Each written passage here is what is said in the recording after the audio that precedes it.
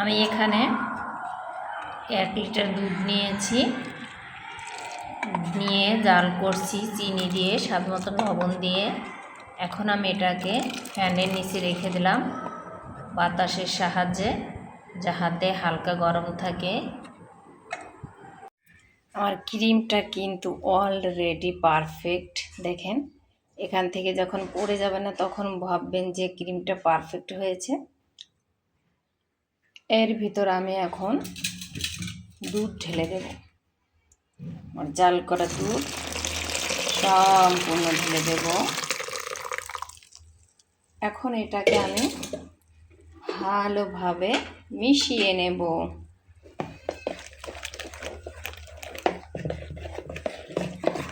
আমি আবারও বেটারের সাহায্যে একটু ভালোভাবে মিশিয়ে নেব।